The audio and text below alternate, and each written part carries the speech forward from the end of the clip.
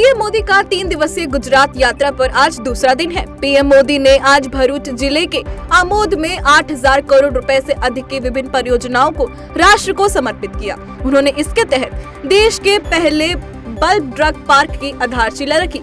इस दौरान उन्होंने जनता को संबोधित करते हुए कहा कि गुजरात शहरी नक्सलियों को राज्य के युवाओं का जीवन बर्बाद करने नहीं देगा। पीएम मोदी ने गुजरात में नक्सलियों को ना घुसने देने के लिए आदिवासियों की भी तारीफ की। उन्होंने इस बात का जिक्र किया कि किस तरह कई राज्यों में नक्सलियों ने युवाओं को हथियार थमाकर उनका भविष्य बर्बाद कर दिया। विदेश मंत्री एस जयशंकर ने पाकिस्तानी सैन्य तानाशाहों को वर्षों तक हथियार मुहैया कराने को लेकर पश्चिमी देशों पर तंज कसा है। विदेश मंत्री ने कैनबरा में ऑस्ट्रेलियाई समकक्ष पेनी वोंग के साथ 13वें विदेश मंत्री फ्रेमवर्क डायलॉग के बाद पत्रकारों के सवालों का जवाब दिया। एक सवाल के जवाब में उन्होंने कहा, पश्चिम ने दशकों तक भारत को हथियारों की सप्लाई नहीं की। वास्तविकता यह है कि हमारे बगल का सैन्य तानाशाह उनका पसंदीदा साझेदार रहा। अंतर्राष्ट्रीय राजनीति में हम वही फैसले करते हैं जो हमारे भविष्य के हितों और वर्तमान स्थिति के हिसाब से हो। संसदीय समिति ने सिफारिश की है कि हिंदी भाषाई राज्य में आईआईटी, केंद्रीय विश्वविद्यालय तथा केंद्रीय विद्यालय जैसी तकनीकी और गैर तकनीकी उच्च शिक्षण संस्थानों में शिक्षा का माध्यम हिंदी होना चाहिए।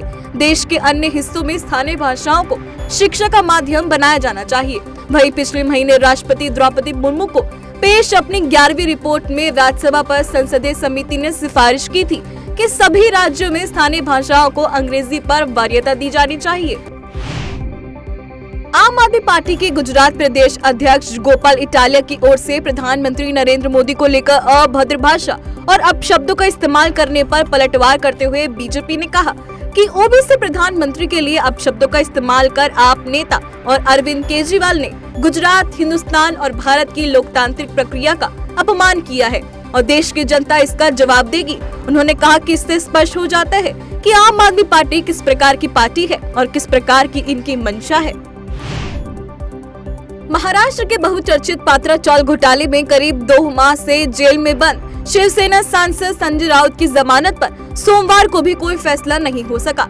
अदालत ने इस मामले की सुनवाई 17 अक्टूबर तक के लिए टाल दी है। बता दें कि संजय राउत पर इस घोटाले में बिल्डर व डेवलपर से रिश्वत लेने का आरोप है। इस मामले में ईडी ने उन्हें 1 अगस्त को गिरफ्तार किया था, तब से वह जेल में है। महाराष्ट्र में शिवसेना पार्टी के चुनाव चिन्ह को लेकर खड़ा हुआ विवाद थमने का नाम नहीं ले रहा है। चुनाव आयोग ने शिवसेना के धनुष बाण चिन्ह को फ्रीज करने का फैसला किया है। इस मामले को लेकर शिवसेना ने दिल्ली हाईकोर्ट का दरवाजा खटखटाया है।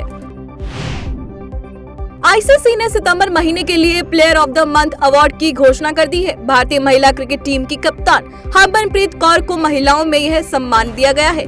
वह ICC player of the month award जीतने वाली पहली भारतीय महिला क्रिकेटर बन गई हैं। यूक्रेन की धरती पर रूसी सेना के हमले जारी हैं। आज राजधानी कीव समेत कई शहर मिसाइल हमले होने से विस्फोटों की आवाज से दहल उठे हैं। बताया जा रहा है कि यूक्रेन पर 75 मिसाइलों से ताबड़तोड़ हमले किए गए। हालांकि उनमें से 41 मिसाइलों को मार गिराने का यूक्रेनी सेना ने दावा किया है। रूस के इस हमले में मृतकों का आधिकारिक आंकड़ा अभी सामने नहीं आया है, लेकिन भारी नुकसान की आशंका है। वहीं इस घटना की राष्ट्रपति जेलेंस्की ने पुष्टि की है।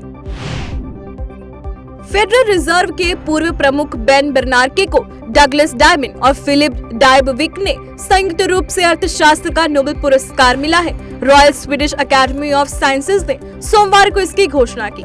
तीनों अर्थशास्त्रियों को बैंकों और वित्तीय संकट पर शोध के लिए यह पुरस्कार दिया गया है। समाजवादी पार्टी के संरक्षक और उत्तर प्रदेश के पूर्व मुख्यमंत्री मुलायम सिंह यादव का आज मेदांता अस्पताल में निधन हो गया। उनके निधन पर पीएम मोदी, मुख्यमंत्री योगी आदित्यनाथ, गृह मंत्री अमित शाह, राजनाथ सिंह समेत बीजेपी के कई दिग्गजों ने दुख जताया है। इसी बीच मुख्यमंत्री योगी आदित्यनाथ ने राज्य में 3 दिन के और बिहार सरकार ने 1 दिन का राजकीय शोक घोषित किया है। जम्मू कश्मीर के अनंतनाग के तंगपावा इलाके में मुठभेड़ के दौरान सुरक्षा बलों ने 2 आतंकियों को मार गिराया है। दोनों आतंकी लश्कर-ए-तैयबा के बताए जा रहे हैं। इलाके में और आतंकियों की मौजूदगी की आशंका के चलते सुरक्षा बलों ने सर्च ऑपरेशन चलाया हुआ है। दिल्ली आबकारी घोटाला मामले में केंद्रीय जांच ब्यूरो यानी सीबीआई ने बड़ी कार्रवाई की है। सीबीआई ने इस मामले में अभिषेक बोयिनपल्ली को गिरफ्तार किया है। अभिषेक को कोर्ट में पेश किया जाएगा। सीबीआई के अधिकारियों ने इस बारे में जानकारी दी है। बता दें कि इससे पहले आम आदमी पार्टी के नेता विजय नायर को सीबीआई ने गिरफ्तार किया था। साथ ही सीबीआई ने दिल्ली के डिप्टी सीएम मनीष सिसोदिया समेत 8 आरोपियों के खिलाफ लुकआउट सर्कुलर नोटिस जारी किया है।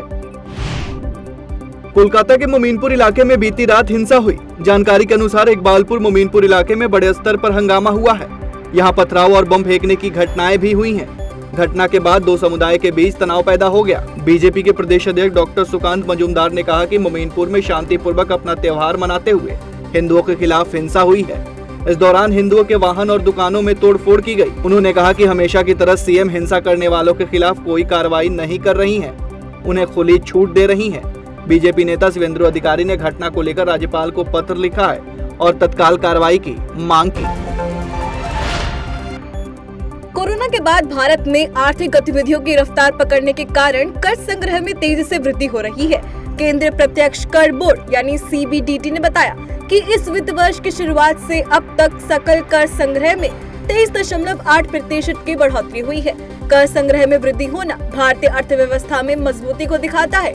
सरकार की ओर से जारी किए गए प्रत्यक्ष कर संग्रह के आंकड़ों में बताया गया कि 1 अप्रैल से 8 अक्टूबर के बीच पिछले वर्ष के मुकाबले कॉर्पोरेट टैक्स में 16.74% और पर्सनल इनकम टैक्स कलेक्शन में 32.30% की बढ़ोतरी हुई है।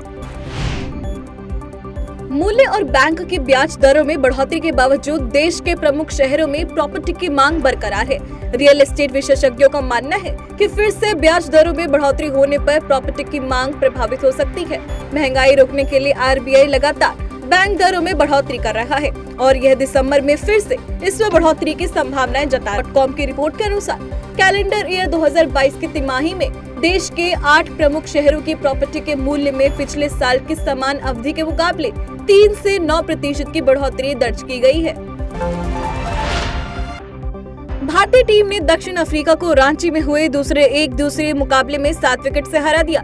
इस जीत के साथ उसने 3 मैचों की श्रृंखला में 1-1 की बराबरी कर ली है। भारतीय टीम की जीत में श्रेयस अय्यर और ईशान किशन का अहम रोल रहा। ईशान किशन ने 93 रन बनाए, वहीं श्रेयस ने नाबाद शतक की पारी खेली और इस शानदार प्रदर्शन के लिए श्रेयस अय्यर को मैन ऑफ द मैच चुना गया।